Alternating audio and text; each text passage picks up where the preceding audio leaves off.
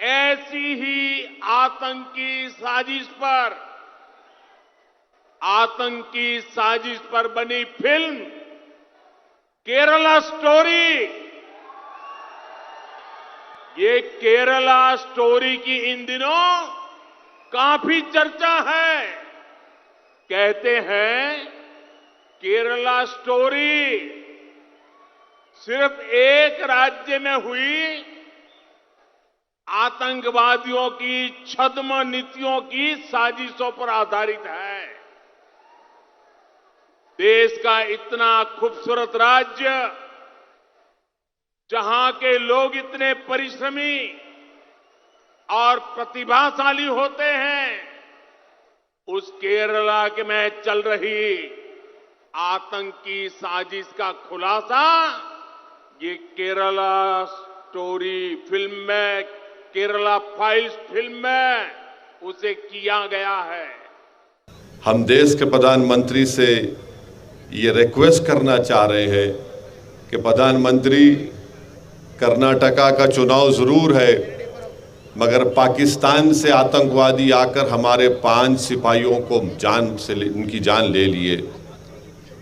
मणिपुर जल रहा है, लोग अपने घरों को छोड़कर भाग रहे हैं, गांव जल रहे हैं, चर्चिस को जला दिया जा रहा है, और प्रधानमंत्री जो है उस एक गंदी पिक्चर के बारे में जो झूठ पर मुबन्नी है, उसका प्रमोशन कर्नाटका के विधानसभा के चुनाव में कर रहे हैं। ये बड़ी अफसोस की बात है कि देश के प्रधानमंत्री को जहां पर तवज्जो लेना था वहां पर तवज्जो कम ले रहे हैं और आकर उस पिक्चर के बारे में बात कर रहे हैं जो पिक्चर में कहा गया केरल के 32,000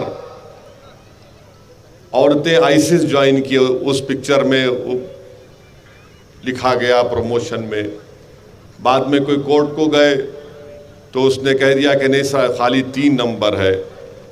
हम देश के प्रधानमंत्री से पूछना चाह रहे हैं, अगर कोई पिक्चर फैक्ट पर बनाई गई है तो खुल कर कहो फैक्ट पे बनाई गई।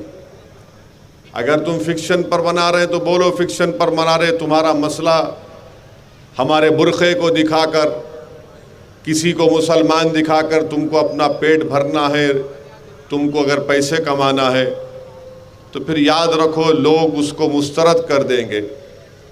हम प्रधानमंत्री को याद दिलाना चाह रहे हैं कि जब राजनाथ सिंह भारत के होम मिनिस्टर थे, क्या उन्होंने नहीं कहा था कि भारत के अल्पसंख्यक समाज मुसलमानों का आईसिस और अल-कायदा से दूर दूर तक कोई ताल्लुक नहीं है, वो दूर है उससे? क्या खुद भारत के प्रधानमंत्री नरेंद्र मोदी ने नहीं कहा था कई बैनुल-अक़वामी फोरम पर, और आज इसको जोड़ रहे हैं, नफरत फैलाने की बात कर रहे हैं, और देश के प्रधानमंत्री बोलते हैं कि सख्त सजा दो। उनके तकरीर में कहा अपने भाषण में कि आप इन लोगों को सजा दीजिए।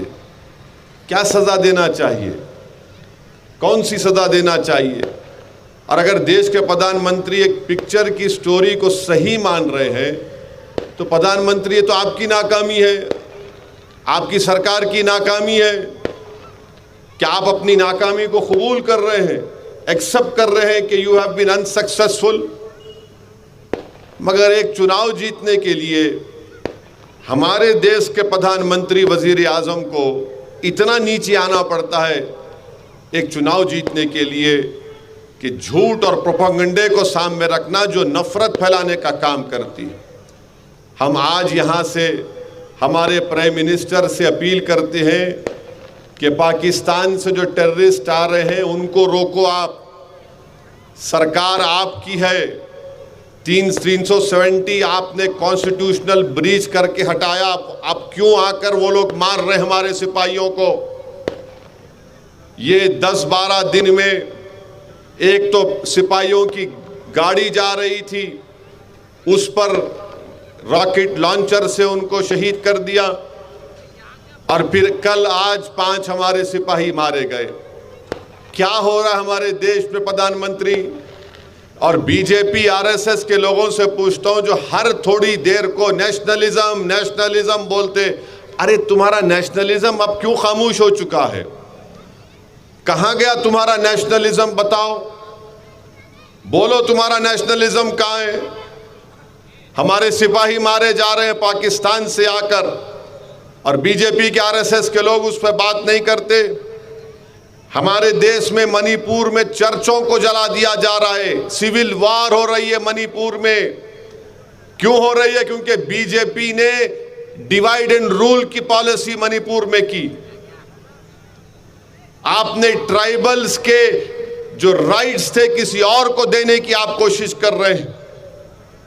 हम उम्मीद करते हैं कि देश के प्रधानमंत्री, वजीर आजम, प्राइम मिनिस्टर थोड़ा टाइम निकालेंगे, इन चीज़ों पर भी देखेंगे, इन चीज़ों पर कंसंट्रेट करेंगे और रोकेंगे। और हम दुआ करते हैं और उम्मीद करते हैं कि मणिपुर में अमन और शांति पैदा हो जाए और वहाँ के शेड्यूल्ड ट्राइब के लोगों के स्टेटस को डिस्टर्ब नहीं होना चाहिए। ये एमआईएम पार्टी डिमांड करती है। आप किसी को एसटी में शामिल नहीं कर सकते ऐसा ही करके, इसीलिए मणिपुर में सब तमाशे हो रहे हैं। न्यूज़ एक्सप्रेस 7, चलना है सच्चाई के साथ।